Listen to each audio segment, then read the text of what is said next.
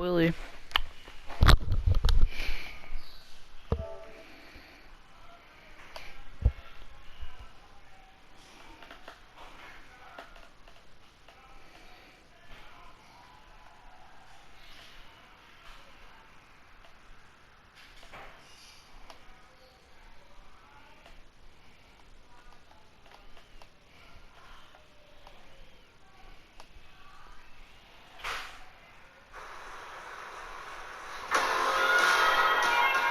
It's just so loud.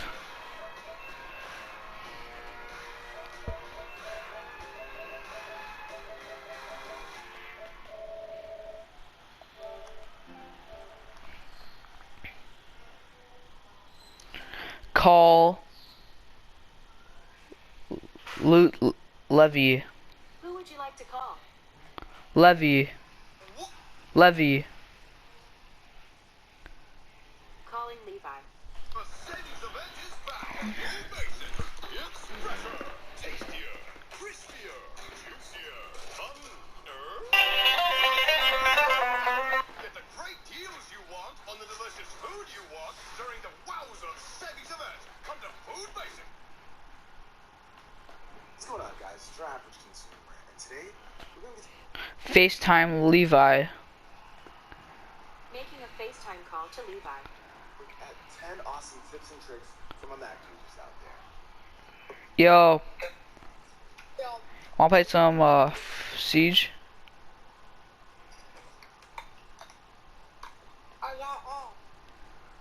Can you get back on? No, bro. Well, that sucks. Yeah, that sucks. Real. Go bye. I can get on later, though. Oh. Alright,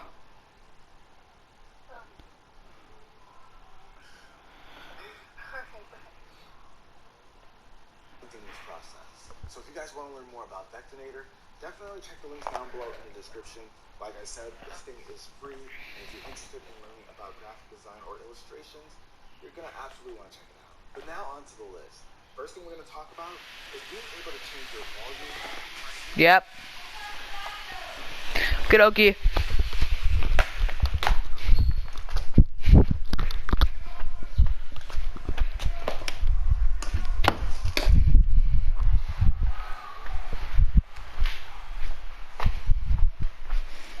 Yeah. Way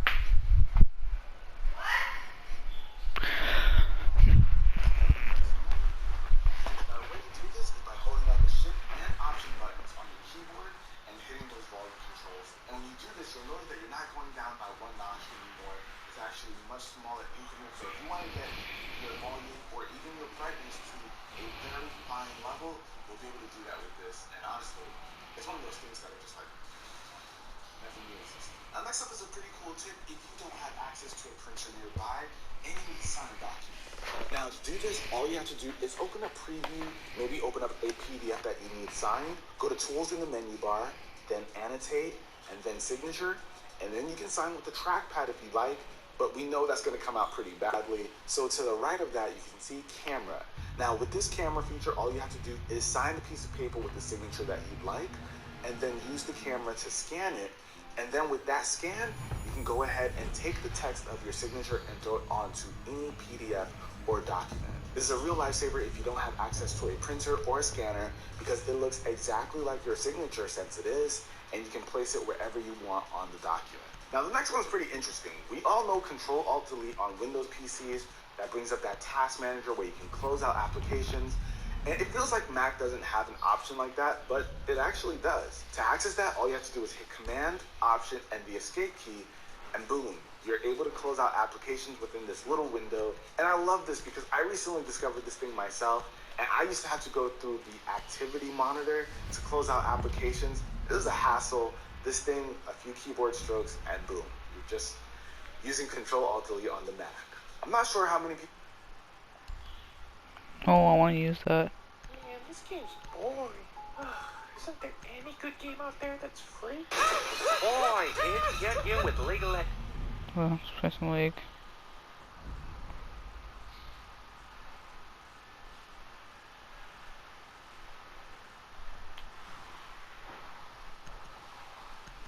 Click that is.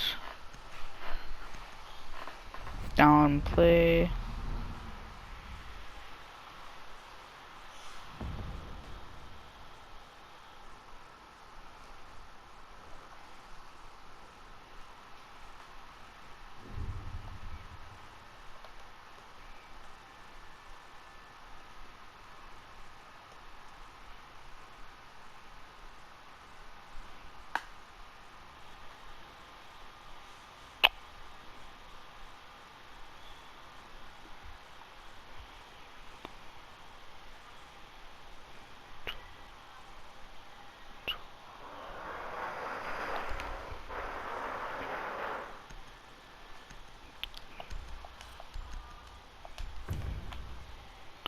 Here.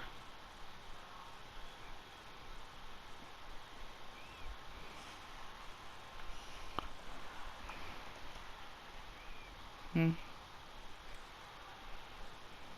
to use your drone to locate a bomb. S and S. Don't use.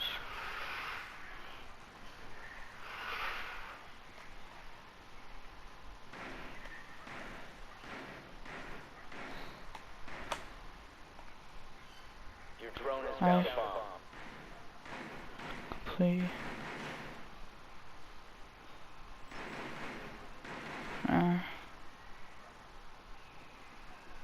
10 seconds.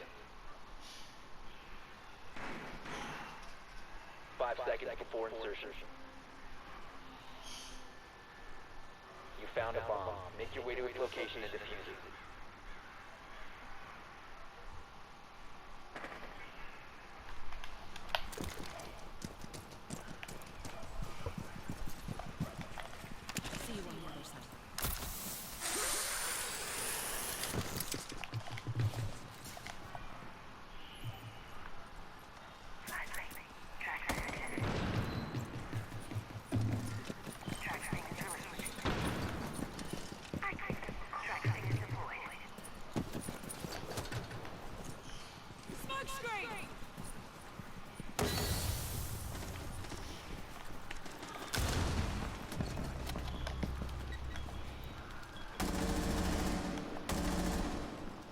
Diffuser is active. Protected at all costs.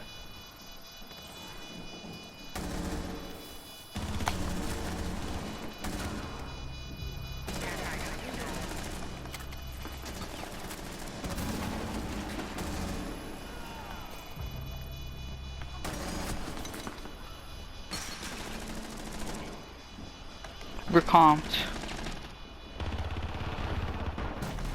Down to one friendly.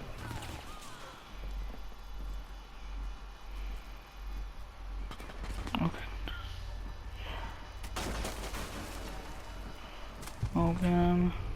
Diffuser was disabled. Stall. Mission failed.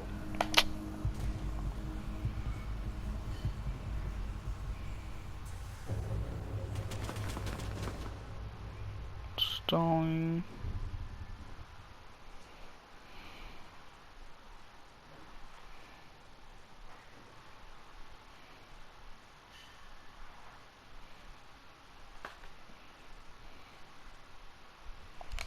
Get legal legends going.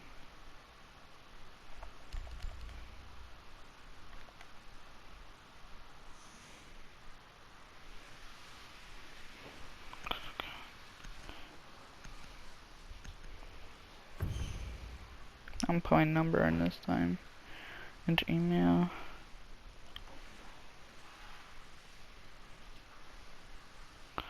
We need to locate a bomb. July, day, 6 year, 2000. Dragon. SMS password. Do not use.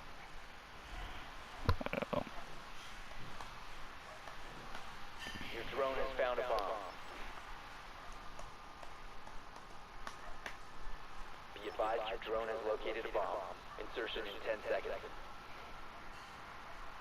5 seconds before insertion. You've located a bomb. Make your way to its location and defuse it.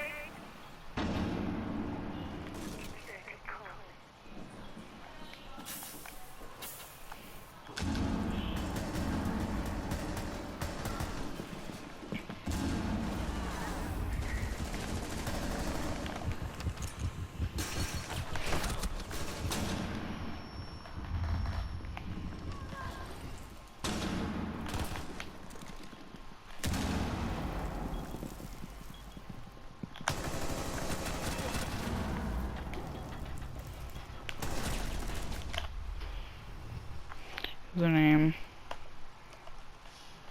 Diffuser is active. And Protected at all costs. Ash. Stay sun down. 1 op 4 remaining. Okay. Next. Down to 1 friendly. Oh, starting.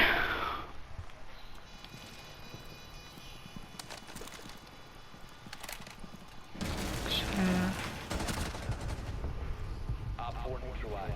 Mission So, success. times inconvenient. Scroll all the way down. Accept. 30 seconds for this to download.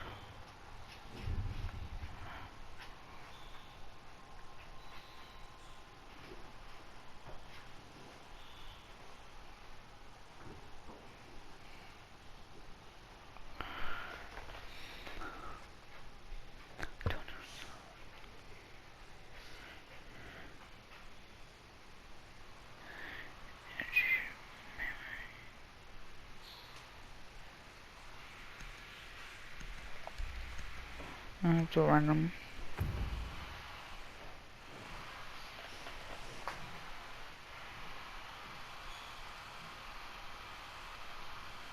Play.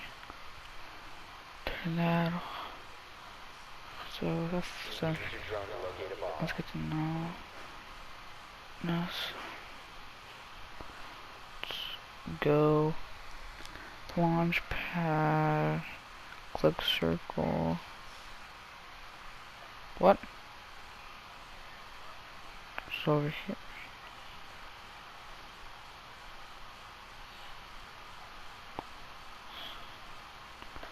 It's die, don't I?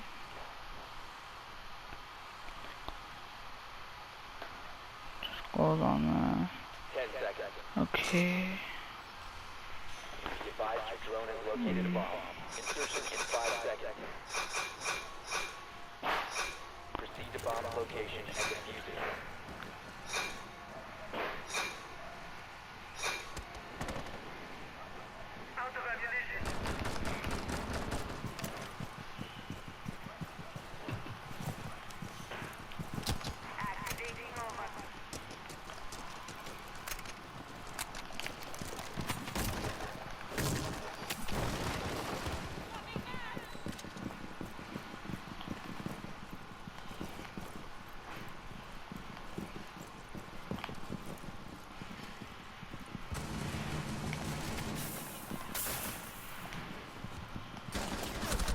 Where?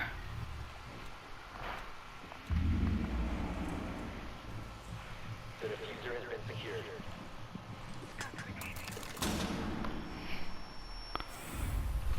Going.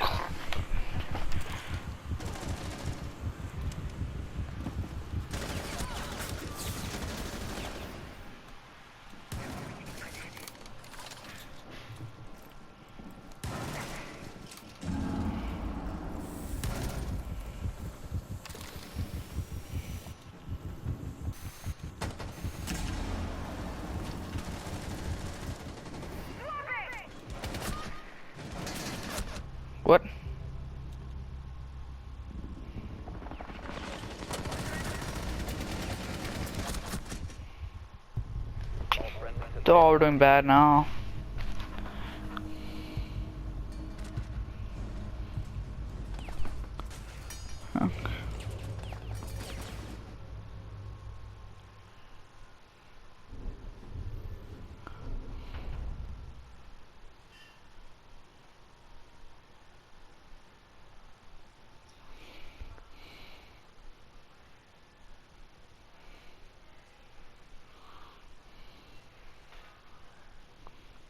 And I type in the first few letters of the app.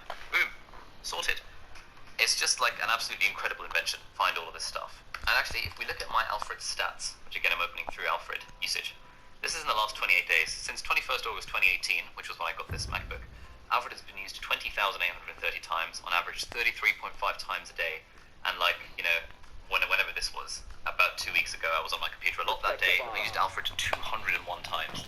That saved at least maybe 10 minutes of my life. But like, if you can save 10 minutes every day when you're on the computer, basically, the reason I love Alfred is that a big part of productivity when using a machine is trying to minimize the time between thinking that you want to do something on the computer and then that thing being done.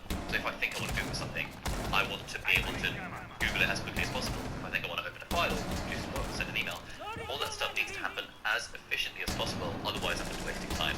And Alfred is like the key lubricating jelly, which is, you know, it just makes the whole process of using this Mac just infinitely smoother, and it is always the very first thing I ever install when I get a new computer. The second component of my lubricating jelly setup is an app called Move, and Move is fantastic because it basically lets you swipe windows to the sides of the screen. So if I open up Safari, I can drag it, and it goes over there. If I open Notion, where I've got the plan for this video, I can drag it, and it will go over there. And if I want to, I can actually do this with keyboard shortcuts. So let's open Bear, for example, and I can hit a shortcut key, and I've got keyboard shortcuts set up so that I can automatically kind of snap windows to their appropriate sections without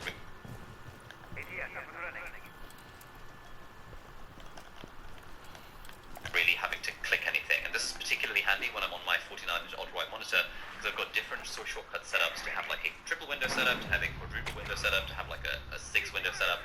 There's all kind of different ways that you can use Move, and it's just one of the ways in which, again, it's all about minimizing the time between thought and action. I don't want to have to drag a window to the side of the screen.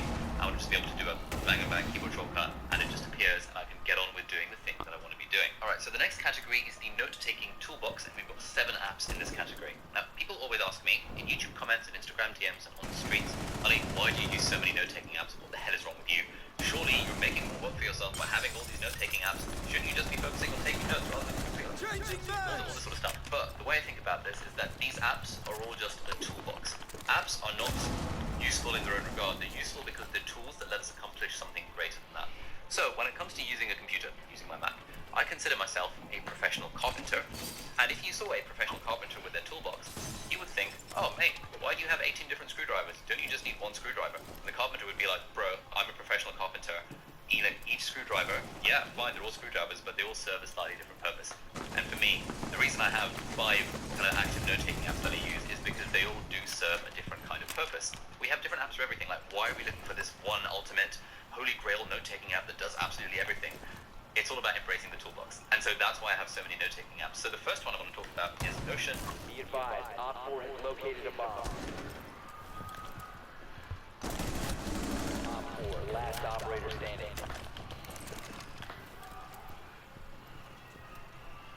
Notion is one of my favorite apps of all time. I have made 5 videos about Notion on my YouTube channel, another like 7 or 8 videos about Notion on Workflow, my series on Nebula, more about that in a little bit. So I'm not going to talk about Notion too much, but I basically use it for project management, various things. So when it comes to video schedules, when it comes to online classes, when it comes to my website, book reviews, you know, keeping track of the stuff that I enjoy, keeping track of Liz, Angus, and Christian, my team members, keeping track of, like, basically I use Notion for so much stuff in my life. I even used to keep track of my workouts and to, like, you know, every day, you know, write something I'm grateful for. I've made loads of videos about that, so I'll put links to all of those down in the video description. But Notion is my note-taking app, mostly for project management. Now, recently, I have started using, well, not recently, about 6 weeks ago, I started using another app. Now, this is an app called Rome Research, and my friend Thomas Frank has made a lovely video about Rome. Again, link in the video description about that. Rome Research is sort of a note-taking app, but it's for research. It's kind of for thinking. It's the app that I use for my thinking. So every day, I would write a kind of daily note, and there's all sorts of features in Rome. So, for example, I can say time currently filming the What's on My MacBook video. And now you saw that I put double square brackets here, and now What's on My MacBook has become a link. And Rome has a really interesting system of kind of linking. That basically means that as you're writing notes, you can easily link them to other notes. And ultimately, what that does, it gives you kind of a broad kind of graph overview of all of your notes. Basically, like Rome is trying to replicate the way that knowledge is actually organized in our brains. It's not really organized in terms of notebooks and dividers and notes. It's more organized in terms of disparate things.